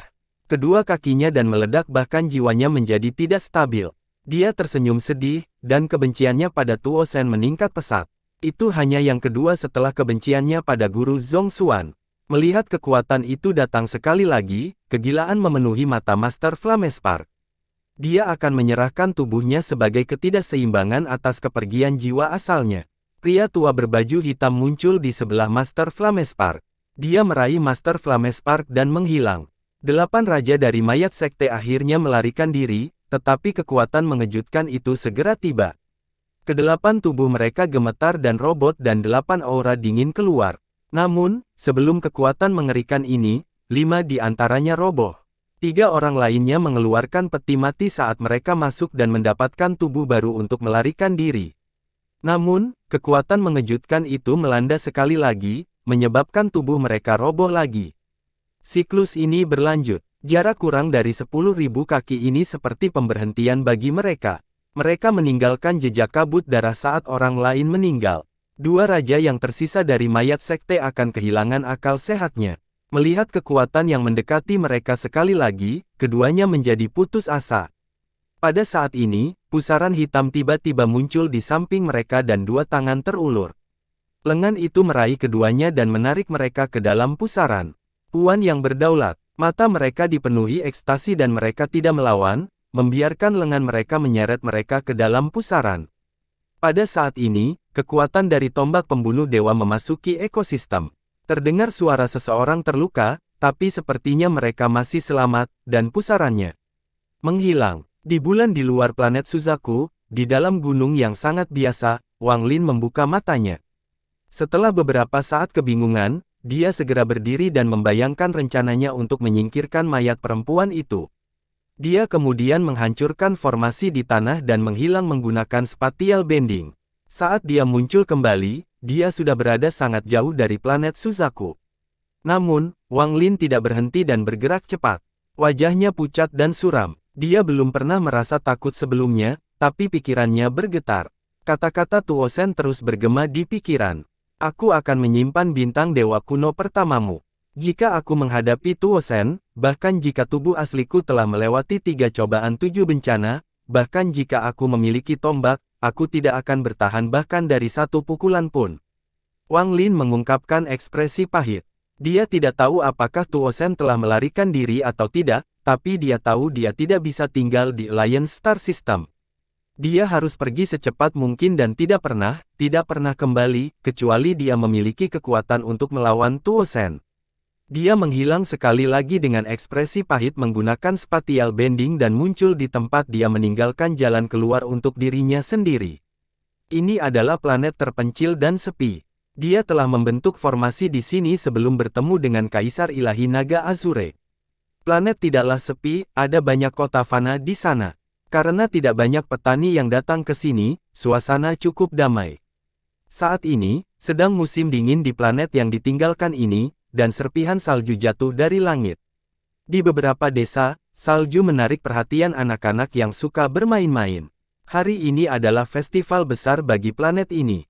Asal-muasal festival ini sudah lama hilang ditelan sungai waktu dan dilupakan oleh sebagian besar masyarakat. Namun tanpa disadari kebiasaan tersebut diturunkan hingga menjadi suatu kebiasaan. Setiap rumah tangga menyalakan lampu. Sepertinya seseorang bisa mendengar tawa gembira dari segala arah. Awalnya saat itu malam, namun karena lampu dari setiap rumah terpantul dari kepingan salju, cuaca masih sangat terang, meski tidak seterang siang hari. Ada seorang pria muda yang diam-diam berjalan ke depan di tengah salju, meninggalkan jejak kaki. Namun, jejak kaki tersebut tidak terlalu dalam dan segera tertutup oleh salju, semua jejak tersapu. Pemuda ini mengenakan pakaian serba putih dan bahkan rambut pun putih. Ketika butiran salju jatuh di rambutnya, hampir mustahil untuk membedakan antara rambutnya dan salju. Angin dingin malam dengan lembut meniupkan salju di tanah ke udara, bercampur dengan salju yang turun. Salju akhirnya turun lagi, dan tidak ada perbedaan antara salju baru dan salju lama. Pemuda ini diam-diam berjalan melewati salju ini. Saljunya sangat dalam, dan pemuda itu mengeluarkan sedikit suara berderak saat dia berjalan. Namun, anginnya sangat kencang, dan suara berderak tersebut tertutupi oleh angin. Pakaian putih pemuda itu sangat tipis, celana serta sepatunya juga sangat tipis, tapi dia sepertinya tidak takut dingin. Dia diam-diam menghadapi angin dan salju. Hatinya dipenuhi dengan kesedihan dan kepahitan karena harus pergi saat dia perlahan berjalan maju di tengah salju. Angin utara yang tajam disertai rasa dingin dan salju seakan ingin terhenti para pemuda meninggalkan rumah pada liburan kali ini. Namun, semuanya berantakan setelah mendarat pada pemuda tersebut. Itu tidak berdaya. Di malam yang gelap dan tertutup, tidak ada orang lain di sekitarnya. Hanya angin dan salju yang menemaninya. Setelah waktu yang tidak diketahui, pemuda itu berhenti. Mustahil untuk melihat pemandangan di mana dia berada, karena seluruh tanah tertutup salju. Ini adalah dataran. Ini dia. Wang Lin mengangkat kepalanya dan dengan tenang menatap langit. Kepingan salju berjatuhan di hadapannya dan melipat tanah. Dia sakit kepala untuk menghilangkan salju dari kepalanya. Wang Lin menghela nafas dalam-dalam dan berubah menjadi kabut putih yang perlahan menghilang. Dia dengan lembut mengambil langkah dan kemudian lingkungan sekitarnya bergetar. Pada saat ini, badai yang sunyi mengangkat semua salju di area tersebut dan meniupkannya ke langit. Salju tertiup jauh oleh angin. Setelah salju hilang, formasi raksasa muncul di area seluas 10.000 kaki ini. Formasi ini sangat kompleks dan terdapat potongan-potongan batu di dalamnya. Setelah merenung sedikit dalam diam, Wang Lin menghela nafas dan berjalan ke tengah formasi. Kemudian tangannya meraih celah dan celah pada ruang penyimpanan ini terbuka. Sambil berpikir, batu-batu yang dia kumpulkan dalam perjalanan ke sini semuanya terbang satu per satu. Mereka melayang di udara, dan jumlahnya tidak kurang dari 100. Saat Wang Lin menemukan lokasi tangannya, semua batu ini terletak dan mendarat di posisi yang berbeda. Dalam sekejap, formasi itu menyala dan perlahan menunjukkan tanda-tanda pengaktifan. Saat formasi diaktifkan, salju yang turun tidak mendekat, itu semua disingkirkan oleh formasi. Wang Lin duduk di tanah dan merenung dalam diam. Tangan merentangkan tangan dan mengambil jiwa asal dari ruang penyimpanannya. Mata jiwa asal ini tertutup, itu tidak disadari. Memegang jiwa asal, tangan kiri Wang Lin membentuk segel dan menunjuk ke jiwa asal beberapa kali. Jiwa asal gemetar di setiap titik dan akhirnya terlempar ke udara oleh Wang Lin. Jiwa asal mulai meregang dan memutar hingga membentuk pusaran. Pusaran ini bersiul dan mimpi buruk datang dari dalamnya. Pada saat ini, formasi di tanah diaktifkan dan suara menggantikan angin. Formasinya menyala, tapi cahayanya tidak terbang ke langit. Sebaliknya, ia masuk ke pusaran air. Saat suara letupan menggema, pusaran itu sepertinya terus terbuka. Saat Wang Lin duduk di sana, tangannya membentuk segel dan dia dengan tenang berkata, gunakan jiwa sebagai panduan. Cahaya darah segera keluar dari pusaran. Saat kata-kata Wang Lin menggema, cahaya memasuki pusaran air, sepertinya semua kekuatan dari formasi tersedot keluar dan berubah menjadi debu. Bahkan batunya pun menjadi abu. Pusat di langit berhenti berputar dan mulai berkedip. Di dalamnya benar-benar gelap, seolah-olah itu adalah sebuah lorong. Wang Lin berdiri dan melangkah ke pusaran air. Dia melihat kembali ke tanah. Meskipun ini adalah planet asing, ini tetaplah sistem bintang aliansi. Tempat ini berisi aura rumahnya, keluarganya, teman-temannya, dan kisahnya. Saya tidak tahu kapan saya bisa kembali. Mungkin saya tidak akan pernah bisa kembali. Untungnya, saya memiliki salju dan angin untuk mengirim saya pergi. Sudah cukup, Wang Lin mengungkapkan pahit saat dia tertawa. Dia berjalan ke kedalaman ekosistem dan ekosistem itu perlahan menghilang tanpa jejak. Pusaran itu menghilang dari dataran planet yang ditinggalkan ini, namun tawa terus bergema. Tawa itu perlahan tenggelam oleh salju. Area kosong seluas 10.000 kaki di dataran itu perlahan terisi oleh salju. Sama seperti jejak kaki Wang Lin, semuanya menghilang. Keempat alam surgawi masing-masing memiliki sistem bintang di bawahnya. Alam surgawi hujan memiliki aliansi, dan mereka hanya memiliki satu negara budidaya peringkat 9. Alam surgawi guntur memiliki seluruh langit, yang memiliki keluarga dengan warisan dari zaman kuno.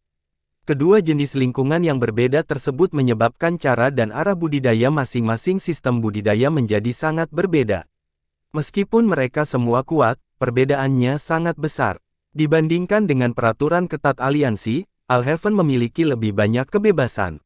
Namun, semua kebebasan itu bisa diberikan demi kehormatan keluarga. Kehormatan di atas segalanya. Lautan awan di bawah alam langit angin sangat berbeda dengan sistem ini. Sistem Cloud Sistar lebih besar dari Alhaven. Dapat dikatakan bahwa di antara sistem bintang 4, sistem bintang laut awan adalah yang terbesar. Sekilas ruangan itu tidak gelap, melainkan tertutup lapisan kabut tipis. Kabut ini ada hampir di mana-mana di lautan awan, dan kesadaran ilahi akan terhalang olehnya sampai tingkat tertentu. Karena kabut yang sudah ada hampir selama-lamanya, sistem bintang laut awan tidak tampak seperti sistem bintang, namun lebih mirip lautan awan. Inilah asal mula usulnya. Karena kabut yang unik, bahkan para pembudidaya yang kuat pun bisa tersesat tanpa peta bintang. Mereka akan selamanya terjebak di dalam kabut ini jika tidak memilikinya. Bahkan pembengkokan spasial pun terkena dampak yang sangat parah. Meski ada kegunaannya, namun jumlahnya tidak banyak. Tidak ada yang tahu asal-muasal kabut ini. Kabut yang memenuhi lautan awan ini sepertinya sudah ada sejak sebelum alam surgawi kuno menghilang. Berbeda dengan Alhaven dan aliansi, yang terbagi menjadi timur, selatan, barat, dan utara, Cloud Sea tidak mencakup hal seperti itu. Lautan awan menyulitkan para penggarap untuk mengetahui arah yang tepat. Kabut juga tidak memungkinkan sistem bintang laut awan larut seperti itu, dan sebaliknya didasarkan pada konsentrasi kabut. Dari dalam hingga luar, total ada 9 peringkat.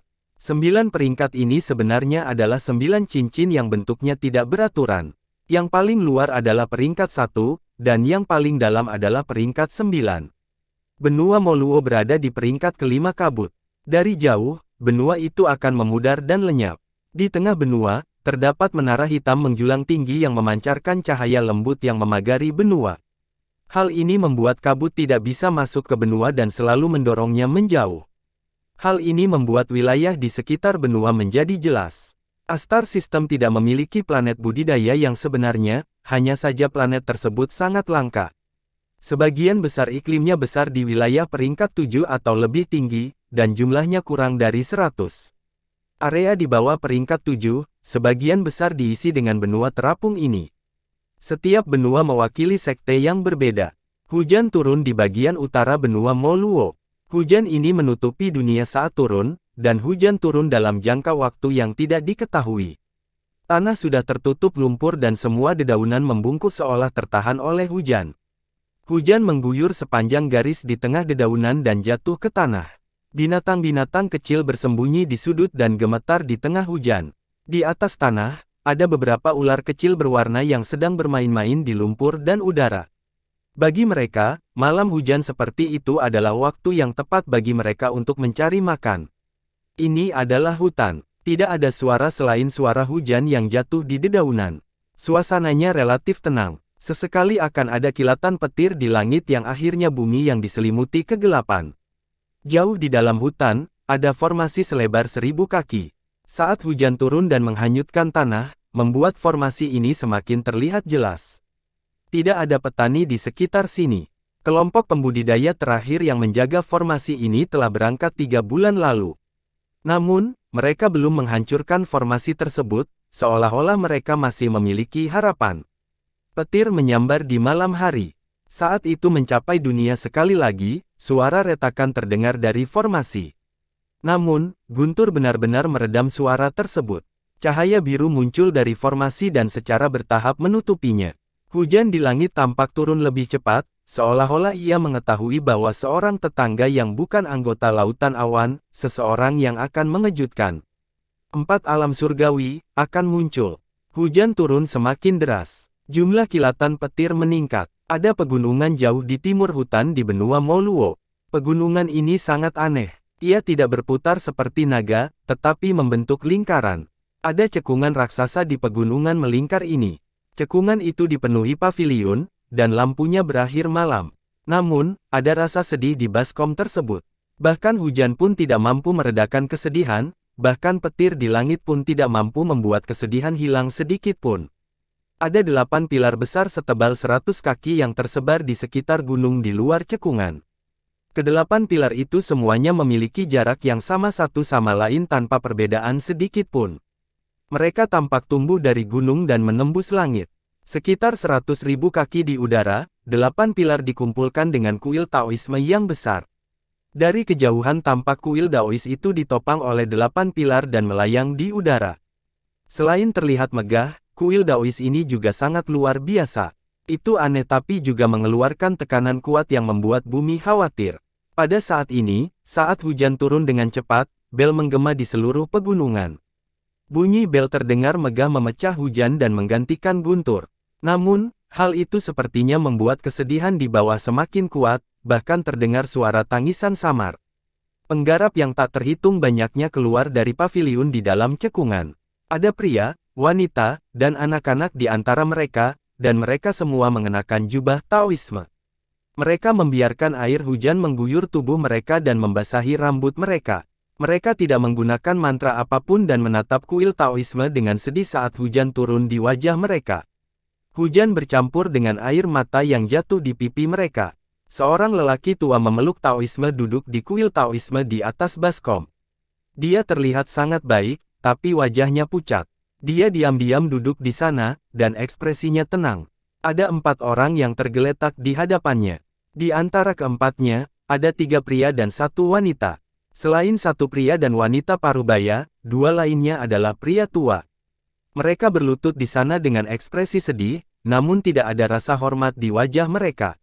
Wanita yang sangat cantik itu menggigit bibir bawah dan air mata jatuh dari sudut mata hingga membasahi lantai. Mata lelaki tua itu dipenuhi dengan kebaikan. Ada juga keengganan di matanya saat dia perlahan berkata, masa hidup guru akan segera berakhir. Kalian semua seharusnya tidak merasa terlalu sedih. Semua tetangga akan mengalami hari seperti ini. Setelah guru pergi, sekte asal akan bergantung pada kalian berempat. Guru, air mata semakin banyak mengalir dari mata wanita itu. Dia memandang lelaki tua itu dan kenangan melintas di benaknya.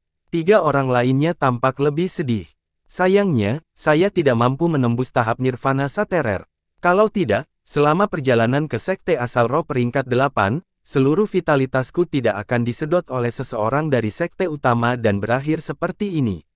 Orang tua itu tenang, ada keengganan di matanya, tetapi lebih banyak lagi ketidakberdayaan. Pria parubaya itu berkumpul dan berkata, Guru, sekte Dao Ungu itu menempatkan formasi di benua Moluo kita dan diam-diam pergi ke sistem bintang aliansi. Ketika mereka gagal kembali, mengapa sekte utama melampiaskan kemarahan mereka pada kita? Orang tua itu sedang berpikir. Wajahnya menjadi semakin pucat dan aura kematian terpancar dari tubuhnya. Dia perlahan berkata, sekte utama pasti punya alasan untuk ini. Jangan mencoba memahami alasan mereka.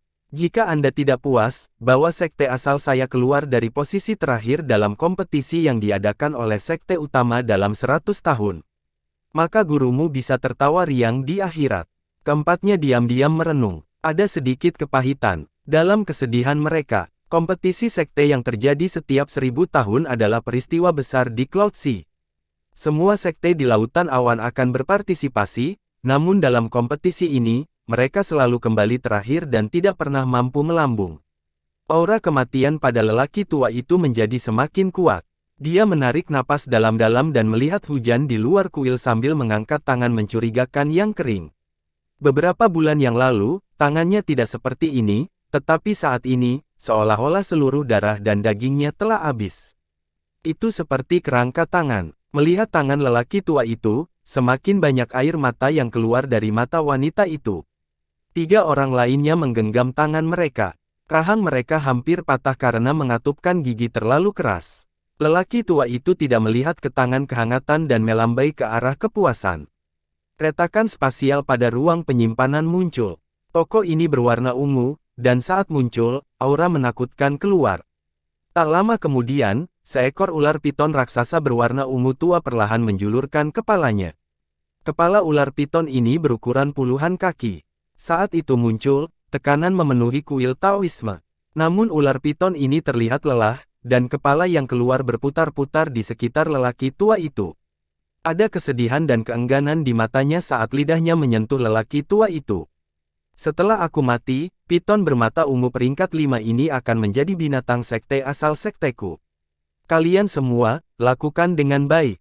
Wajah lelaki tua itu tidak lagi pucat dan bahkan merah, dia terlihat lebih energik. Namun, ini hanyalah angin terakhirnya, ajalnya sudah dekat. Sekarang izinkan guru menggunakan sisa vitalitasku untuk menggunakan mantra roh kebajikan agung dan menemukan pasangan roh untuk sekte asalku. Kalau dipikir-pikir, aku dipilih oleh guruku seperti ini. Saat itu, saya hanyalah seorang pemuda desa. Lelaki tua itu menampilkan senyuman nostalgia ketika tangannya membentuk segel dan dia menutup matanya. Mereka berempati dengan sedih memandang lelaki tua di hadapan mereka. Mereka tahu bahwa semua pemimpin sekte di masa lalu yang belum mati di luar telah menggunakan sisa vitalitas mereka untuk menggunakan mantra roh kebajikan besar. Seharusnya menemukan seseorang di benua Moluo yang akan sangat membantu sekte asal di masa depan. Mantra ini sangat misterius, dan tidak ada yang bisa menjelaskan cara kerjanya dengan jelas. Bahkan lelaki tua yang memegang Taoisme pun tidak memahaminya dengan jelas. Dia hanya tahu bahwa mantra roh kebajikan besar ini telah diturunkan sejak lama. Mantra hasil. Faktanya, selama bertahun-tahun tanpa terhitung jumlahnya, setiap kali pemimpin sekte dari sekte asal akan mati, mereka akan menggunakan mantra ini. Selama bertahun-tahun yang tak terhitung jumlahnya, itu hanya berhasil 2 kali. Sisanya semuanya gagal, menunjukkan bahwa tidak ada orang yang cocok di benua Moluo. Jejak vitalitas dan energi terakhir yang berasal dari lelaki tua yang terkurung di dalamnya terbakar. Api biru muncul di sekujur tubuhnya dan kemudian dia perlahan menghilang di hadapan keempat muridnya. Selama ini, perasaan ilahinya sangat kosong, seolah-olah dia telah menyentuh suatu hukum. Perasaan ilahinya mengecewakan seluruh benua, mencari pasangan roh. Dia mencari lagi dan lagi, tapi dia tidak menemukan tanda-tanda anak pasangan rohnya. Lelaki tua menutupi Taoisme mengeluarkan tanda karena dia tahu mantra roh kemurahan hati yang agung tidak berhasil. Pada saat ini, di dalam kuil Taoisme di bawah nyala api biru, hanya kepalanya yang tersisa. Dia akan menghilang sepenuhnya. Namun, pada saat ini, akal sehatnya menyadari cahaya yang datang dari hujan di bagian utara benua Moluo. Alasan dia memperhatikan hutan itu adalah karena disitulah letak pintu gerbang ke sistem bintang aliansi. Dia, dengan jelas melihat perpindahan itu menyala, dan pada saat yang sama, sosok putih perlahan keluar. Rambut putihnya tergerai di malam yang gelap, bahkan hujan pun seakan bergetar. Yang lebih aneh lagi adalah gemuruh guntur yang sepertinya membuat ketakutan orang ini dan tiba-tiba menghilang. Ini, dia, pikiran lelaki tua berbaring Tao itu bergetar hebat. Pikirannya belum pernah jernih ini, dan saat dia melihat pemuda berpakaian putih, dia mendapat tebakan yang menakutkan. Orang ini bukanlah seorang amatir dari lautan awan. Tepat pada saat ini, pemuda berkulit putih dengan dingin menatap ke langit. Pemandangan ini menyebabkan guntur bergerak dan mundur dengan cepat. Lelaki tua yang menutupi Taoisme terkejut, dan memunculkan pemuda berkulit putih menyebabkan pikiran terguncang. Karena menggunakan mantra roh kemurahan besar, dia tampaknya telah menyatu dengan jenis hukum khusus, memungkinkan dia untuk melihat dengan jelas jiwa-jiwa kebencian yang tak terhitung jumlahnya di sekitar pemuda berkulit putih. Ada terlalu banyak jiwa yang kesal untuk dihitung, dan itu adalah pemandangan yang mengejutkan untuk disaksikan. Mereka semua menatap tajam ke arah pemuda berpakaian putih, tapi tak satu pun dari mereka berani mendekat. Ini semua adalah orang-orang yang mati di tangan Wang Lin. Perasaan akan bahaya ekstrim tiba-tiba memenuhi pikiran dan dia dengan panik mencoba memulihkan kesadaran ilahinya. Dia harus memberi tahu murid-muridnya tentang berita ini secepat mungkin. Dia harus membiarkan murid-muridnya melarikan diri dan melaporkan berita ini ke sekte utama. Di dalam kuil Daois, lelaki tua yang hampir habis terbakar tiba-tiba membuka matanya. Tindakan ini menyebabkan 4 orang di hadapannya mendongak. Wilayah utara, dia hanya bisa mengucapkan 2 kata ini, karena hidupnya telah berakhir. Jiwa permulaannya runtuh dan perasaan ilahi menghilang ke dalam kekecewaan. Semua jejak keberadaannya terhapus dari dunia. Orang tua itu dipenuhi dengan keengganan dan perjuangan untuk memelihara 2 kata lagi sebelum dia menghilang dari dunia. Rambut putih. Mereka berempat menatap lurus ke depan saat guru mereka meninggal. 4 kata yang ditinggalkan gurunya mengejutkan mereka, tetapi mereka tidak tahu mengapa wajah gurunya dipenuhi dengan kepuasan. Di bangsek asal, bel bergema dan baskom dipenuhi dengan tangisan. Saat bel berbunyi, ada kesedihan, keengganan, kebingungan, dan ketakutan. Semua murid sekolah asal pergi ke bagian utara benua Moluo dan mencari siapapun yang memiliki kualifikasi untuk hidup, berapapun usia mereka, terutama jika mereka memiliki rambut putih. Di bagian utara benua Moluo, Wang Lin mengalihkan perhatian dari langit. Hujan turun dan mendaratkan tubuhnya. Air mencairkan salju yang dia bawa dari aliansi dan perlahan mengalir dari pakaiannya. Kemudian Wang Lin perlahan bergerak maju di negeri asing ini. Salju dari aliansi dan hujan dari Cloud Sea. Pada saat ini, tidak ada cara untuk membedakan mereka. Saat aku pergi, salju membuatku pergi, dan saat aku tiba, hujan menyambutku. Lumayan. Wang menghirup udara dalam-dalam di laut awan dan kemudian berjalan ke kedalaman hutan. Saat Wang Lin perlahan berjalan melewati hutan, ada ular kecil bergerak di dalam lumpur. Dia juga melihat beberapa katak seukuran kepalan tangan melompat ke dalam lumpur dan udara. Mereka tampak menikmati hujan. Wang Lin merasa semuanya menjadi sangat aneh setelah memasuki laut awan. Dia tidak tahu di mana dia berada dan mulai berpikir sambil berjalan di lumpur. Dia datang ke sini untuk menghindari Tuo Shen, tetapi dengan kekuatan Tuo Shen, dia dapat dengan mudah menembus penghalang antara dua sistem bintang. Sepertinya ketika saatnya tiba, tidak ada tempat di sekitarnya untuk bersembunyi. Daripada terus-menerus melarikan diri, aku harus membangun pijakan di laut awan secepat mungkin. Setelah tubuh asliku melewati 3 ujian 7 bencana, aku akan memikirkan jalan untuk masa depan. Wang Lin melihat ke pinggang dan bagian bawah. Ada sedikit kekhawatiran di matanya. Yang paling penting adalah menyatu dengan laut awan dengan identitas seorang kekuatan dari laut awan. Wang Lin menatap ke arah hujan yang turun. Seperti salju dari aliansi yang menyatu dengan hujan, dia harus melakukan ini juga. Saat bergerak maju, tubuhnya perlahan mengecil dan rambutnya perlahan berubah menjadi hitam. Penampilannya sedikit berubah dan dia tampak seperti seorang sarjana biasa yang miskin. Dia berjalan keluar dari hutan hujan. Musim hujan di benua Moluo akan berlanjut selama beberapa bulan. Baru setelah bumi benar-benar lembab, tulang-tulang orang mulai terasa sakit, dan semua orang dicium sedikit bau karat, barulah hujan akhirnya berhenti. Entah itu para tetangga atau manusia, semua orang di benua Moluo sudah terbiasa dengan hal ini.